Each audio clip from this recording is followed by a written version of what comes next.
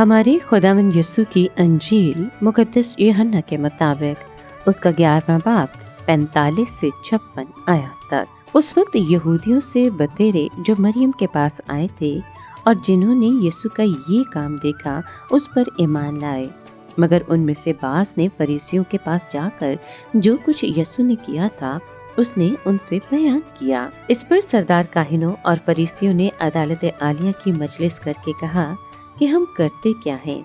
ये आदमी तो बहुत करिश्मे दिखाता है। अगर हम उसे यूं ही छोड़ दें तो सब उस पर ईमान लाएंगे और अहले रोमा आकर हमारे वतन और कौम को खत्म कर देंगे।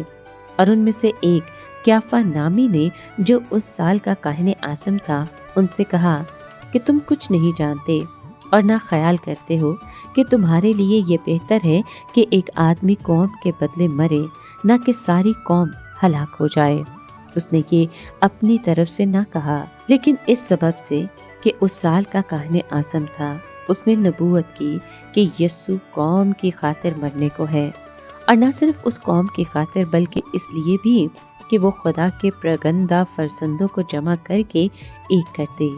बस उस रोज से उन्होंने ठान लिया कि उसे कत्ल करेंगे। इसलिए आइंदा यीशु ने यहूदियों में ज़ाहरन फिरना छोड़ दिया, बल्कि उस इलाके में जो बियाबान के नज़दीक है, इफ्राइम नामी एक शहर में चला गया और शागिर्दों के साथ वहाँ रहने लगा। और यहूदियों की ईद फसह नज़दीक थी और बतेरे फसह से पहले देहात से यरूशलेम को गए ताकि अपने आप को पाक करें। पाक कलाम के पढ़े और सुने जाने पर खुदावंद की बरकत हो, खुदा का शुक्र हो। अजीज दोस्तों, यीशु की तालीमात हमारे लिए एक नमूना, राह, बसीरत और रोशनी है। यीशु ने इंसान होते हुए हमें ये सिखाया कि वो किस तरह दुख सहकर और अपने बाप के हुक्म को मानकर फरमाबरदारी करता रहा। फरमाबरदारी हुक्म को मान लेना और उस पर अमल करना है।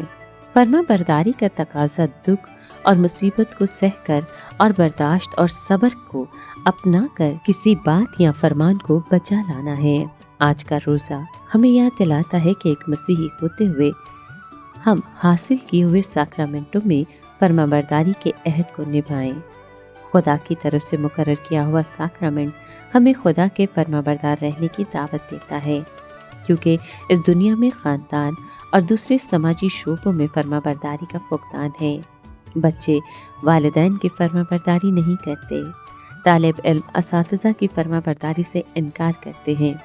मुख्तलिफ शुबजात में काम करने वाले लोग अपने सरबराह की फरमाबरदारी नहीं करते। हमारा रोज़ा हमें यीशु की तालीम पर चलते हुए ये सिखाता है कि हम फरमाबरदारी के फ़िज़ा को बहाल करें और इस कदर को अपना कर दूसरों के लिए नमूना बने। ए खुदाए मेहरबान, हमें तौफीक दे कि हम अपने साहिब इख्तियार लोगों की और बुजुर्गों की ताबेदारी करें, ताकि हम यीशु की तरह फरमाबरदार रहकर दूसरों के लिए मिसाल बने। आमीन।